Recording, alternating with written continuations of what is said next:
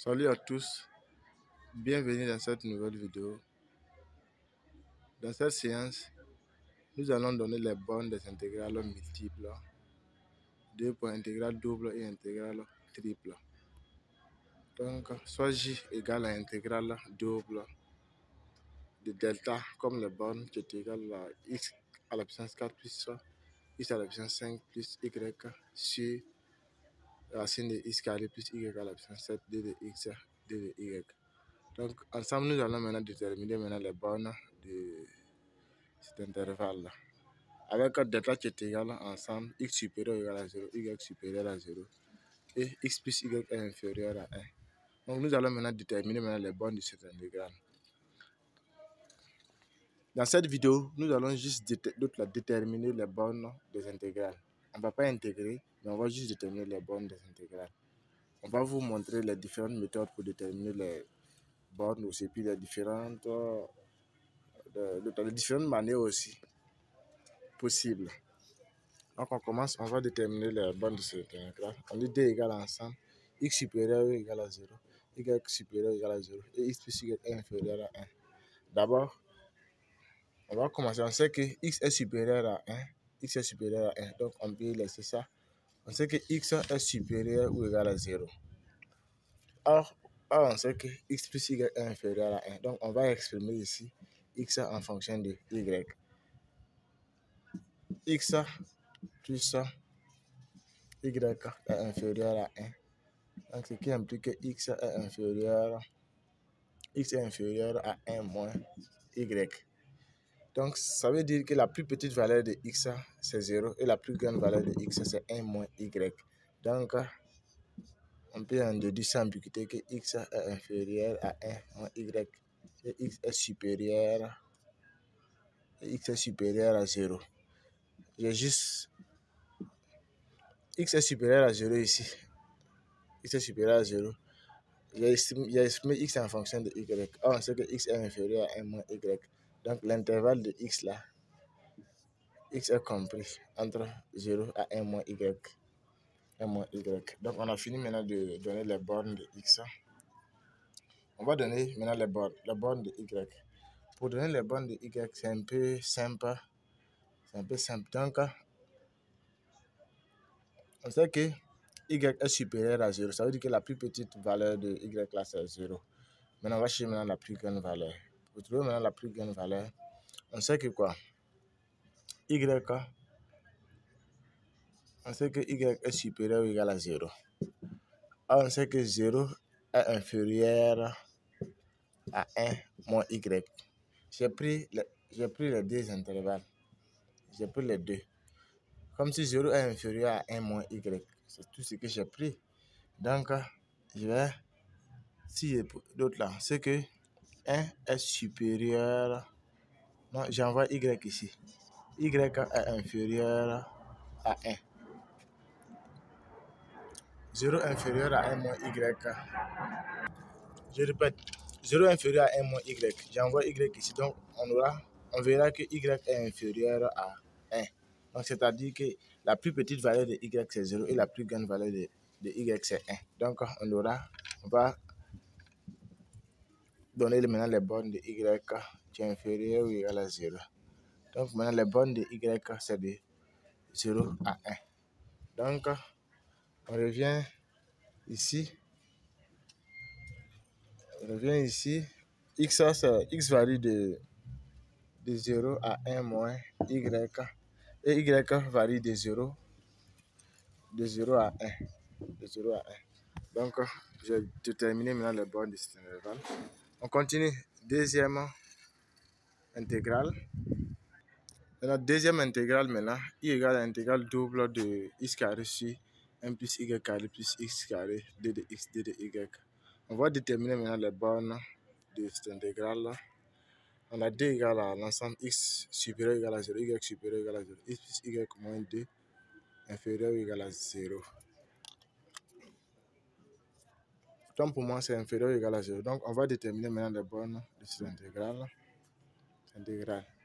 Donc on a x supérieur ou égal à 0. C'est-à-dire la plus petite borne de x là, c'est 0. Et maintenant, on sait que x plus y moins 2 est inférieur ou égal à 0. On va résoudre maintenant l'équation. On va exprimer x en fonction de y. Donc, x est inférieur à 2 moins y. C'est-à-dire la plus petite et la plus grande borne de x là, c'est 2 moins y. Donc, x est compris entre 2 moins y, qui est supérieur à x, et x est supérieur à 0, d'après l'énoncé. Donc, on a 0 ici. On a fini maintenant de trouver les bornes de x. On va déterminer maintenant les bornes de y. On sait que la plus petite borne de y là, c'est 0. Voilà. Soit la plus petite valeur de y, c'est 0. On va chercher maintenant la plus grande valeur de y. Donc, on a y qui est supérieur à 0. On va chercher maintenant la plus grande valeur de y. On va prendre les deux. On va prendre les deux. On sait que 0 est inférieur à 2 moins y. Je répète, j'ai pris 0 et 2 moins y. On sait que 2 moins y est supérieur à 0. Donc, y est inférieur à 2. C'est-à-dire, la plus grande valeur de y, c'est 2. Donc, on peut en déduire sans ambiguïté que y est compris entre 2 qui est supérieur à y et y est supérieur à 0. Alors, on a fini maintenant de déterminer les bornes de y. On a fini de déterminer les bornes de y. Bon, je vais écrire en même temps les bornes de x. 2 moins y et 0. C'est les bornes de x. Donc, on a fini de déterminer les bornes. On va remplacer ici en même temps. On a x qui est compris entre 0 à 2 moins y et y varie de 0 à 2. Bon, à ce niveau aussi, pour calculer l'autre là, pour intégrer, on sait que ici, là, x dépend de la variable y. Donc, nous sommes obligés de mettre x. On va intégrer d'abord de 0 à 2 moins y. Et après, on va intégrer maintenant avec les constantes là, de 0 à 2. Puisque y varie de 0 à 2. Merci. On continue. Troisième intégrale maintenant.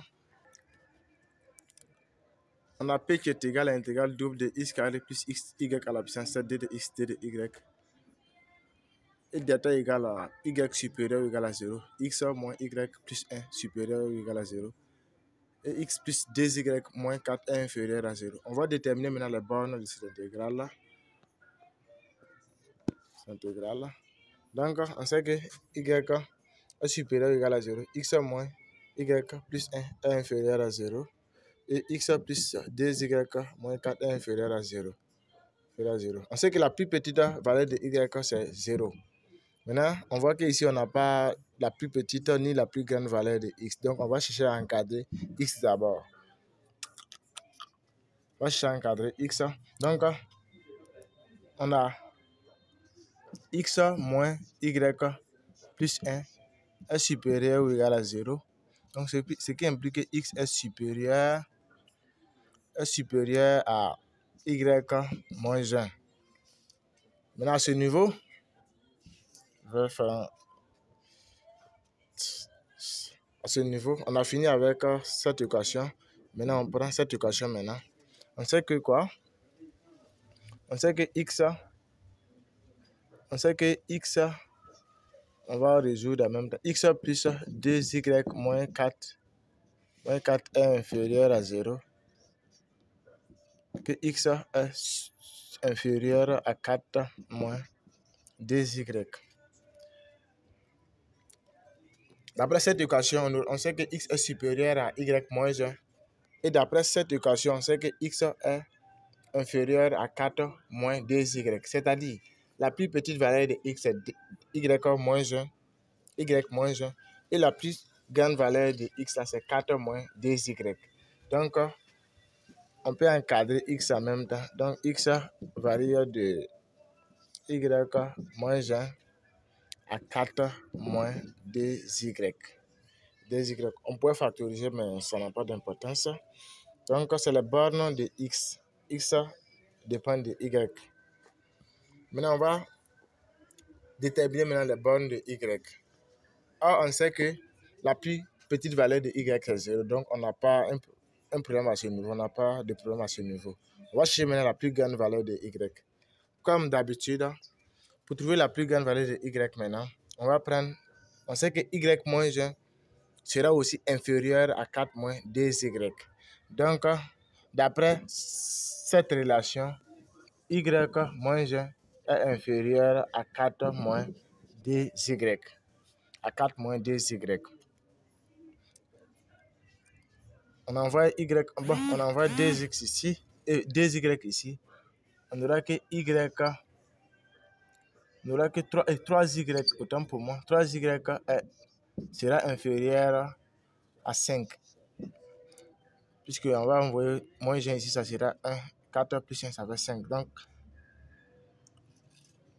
3y inférieur à 5. 3y inférieur à 5. Donc, y est inférieur à 5 tiers. C'est-à-dire la plus grande valeur de y, c'est 5 tiers. Donc, on va en déduire maintenant les bornes de y. Or, donc y varie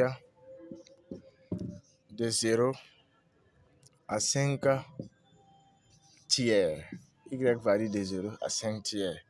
On a fini maintenant de déterminer les bornes de y. Les bornes de y. Les bornes de y. Les bornes de y. On continue avec l'exercice suivant.